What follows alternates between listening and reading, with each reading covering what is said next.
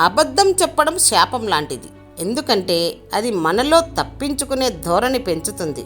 నిజాయితీ వరం లాంటిది. అది మనలో ఎదుర్కొనే ధోరణి పెంచుతుంది. అనుమానాలు అందరికీ ఉంటాయి. కొందరు అడిగి తీర్చేసుకుంటారు, కొందరు మోస్తూ తిరుగుతారు, అంతే. భగవంతుడికి ఎవరి పాపపుణ్యాలతోనూ ప్రమేయం లేదు. జ్ఞానాన్ని అజ్ఞానం ఆవరించడం వల్ల జీవులకు అలాంటి భ్రమ కలుగుతున్నది. గుర్తుంచుకో. నటించేవారు అందరి చేత ప్రేమించబడతారు, కానీ శాశ్వతంగా కాదు.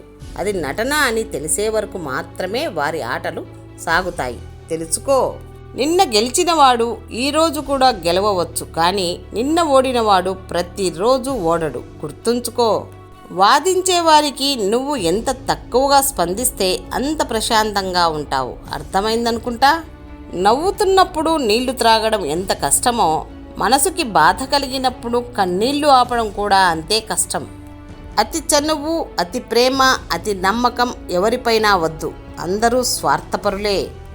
ఎక్కువగా వినండి, తక్కువగా మాట్లాడండి. కానీ మనం ఎక్కువగా మాట్లాడి తక్కువగా వింటాం. ఇక ఆలోచన ఏది చేయం, చేశాక ఆలోచిస్తాం. ఇవే మన సమస్యలకు కారణాలు.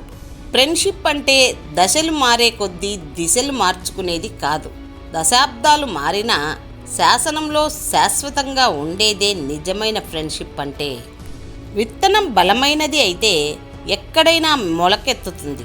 అలాగే సంకల్ప బలం కూడా బలమైనది అయితే దేనినైనా సాధిస్తుంది.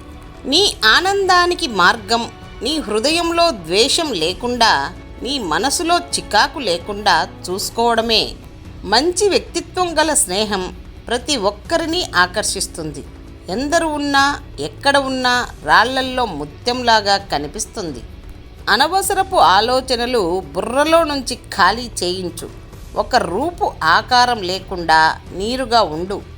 పరాజయాల గురించి పట్టించుకోకు. అవి సర్వసాధారణం. అవే జీవితానికి మెరుగులు దిద్దేవి. ఓటమి లేని జీవితం ఉండదు.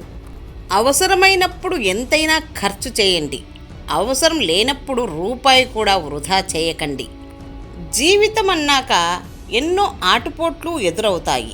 మీరు పైకి రావాలని కోరుకునే వారి కంటే మీరు క్రింద పడితే చూడాలి అనుకునేవారే ఎక్కువ ఉంటారు. పైకి మంచి మాటలు చెప్పినా మీ ఎదుగుదలను చూసి ఓర్వలేని వారు ఎందరో. ఒక అబద్ధం 100 ద్రోహాలకు సమానం. ఒక ద్రోహం 100 హత్యలకు సమానం.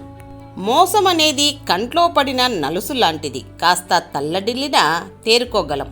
ద్రోహం అనేది గుండెలో దింపిన బాణం లాంటిది. ప్రాణాలే పోవచ్చు. దేనికోసం కూడా ఎక్కువ ఆరాటపడవద్దు. మన తలరాతలో ఏముంటే అదే జరుగుతుంది.